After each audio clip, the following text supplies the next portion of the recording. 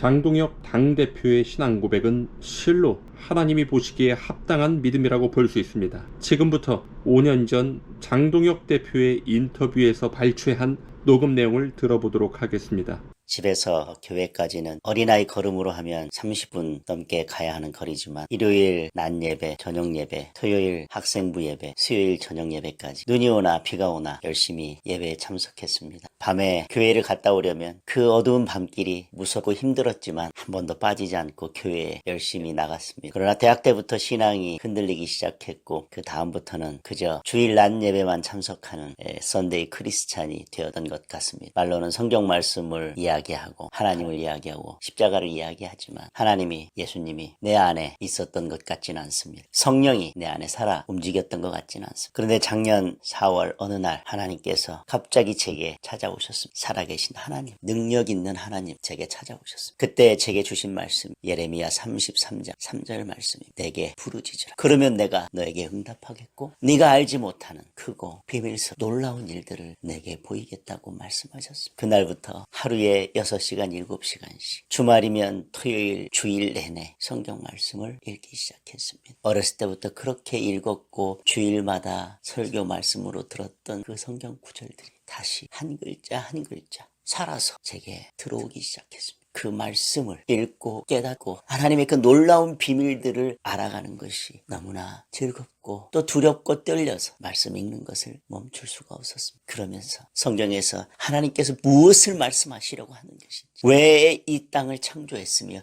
인간이 왜 이 땅 가운데 왔으며 우리가 왜 이 흑암 가운데 갇혀서 소경으로 귀머거리 문둥병자로 안전뱅이로 옥에 갇힌 자로 과부로 살아가야 되는지를 깨닫고 하나님께 부르짖고 회개하고 비로소 제가 죄인이라는 것을, 아담이 선악과를 따먹어서 그때로부터 우리 인간들이 죄인인 것이 아니라 내가 창세 전부터 죄인이었던 것들을 깨닫기 시작했습니다. 그리고 성경 말씀 문자가 주는 그대로 육적으로 세상적으로 그것만을 말씀하는 것이 아니라 처음부터 끝까지 왜 우리가 이 땅 가운데 와 있으며 우리가 무슨 범죄를 저질렀으며 하나님께서 우리 스스로는 우리 행위로 구원할 수 없는 우리들을 위해서 어떤 구원의 약속을 주셨는지 그것들을 깨닫기 시작했습니다. 창세기부터 스스로는 구원할 수 없는 너희들을 위해서 여인의 후손 중에 마귀 사단의 권세를 깨고 죄악 가운데에서 너희를 구하겠다, 그 약속이 있었던 것을 깨닫기 시작했습니다. 그리고 하나님이 우리 인간들을 만들면서 어떤 질서들을 주셨는지, 그리고 우리 인간들이 어떻게 하나님을 떠나 세상 왕을 두게 되었는지, 그리고 우리가 얼마나 범죄하는 인간들인지, 이스라엘 백성들을 통해서 인간이 어떻게 하나님을 떠나고 어떻게 범죄하고 얼마나 무섭고 더러운 죄인인지를 깨닫기 시작했습니다. 그러던 중에, 기도하던 중에 하나님께서 새로운 소명을 맡겨주셨습니다. 지금 우리나라는 위기에 처해 있습니다. 경제, 외교, 안보가 위기일 뿐만 아니라 하나님께서 주신, 우리 인간을 만들면서 하나님께서 정하신 그 질서들이, 하나님께서 주신 그 가치들이 이 문재인 정권을 통해서 다 무너져 내리고 있습니다. 마귀 사단이 믿는 자들을, 한 나라를 공격할 때 정치 지도자를 공격하고 그를 자신 아래 두면 그 나라는 사단 아래 있게 되는 것을 깨달았습니다. 이 나라를 지켜야겠습니다. 이 나라를 지키고 하나님의 가치를 지켜야겠습니다. 그래서 법복을 벗고 정치를 시작했습니다. 아무 준비 없이 시작했습니다. 그리고 제가 정치를 시작하고 언론에 그것이 보도된 날 아침, 저를 아끼던 집사님으로부터 전화가 왔습니다. 판사님을 위해서, 판사님이 이 나라와 국가를 위해서 일하게 해달라고 새벽마다 3년을 기도했는데 오늘 응답을 받았습니다. 그리고 제가 하나님께 감사의 기도를 드렸는데 오늘 하나님께서 저에게 이 말씀을 주셨습니다. 바로 예레미야 33장 3절 말씀입니다. 저는 아무 준비 없이 정치에 뛰어들었습니다. 인재 영입도 아니고 비례대표도 아니고 지역구를 선택해서 정치를 시작했습니다. 그러나 지금까지 하나님께서 놀라운 방법으로 인도하셨습니다. 이 영적 싸움을 하나님께서 시작하시고 언제 시작할지, 어디에서 시작할지까지도 하나님께서 다 결정하셨습니다.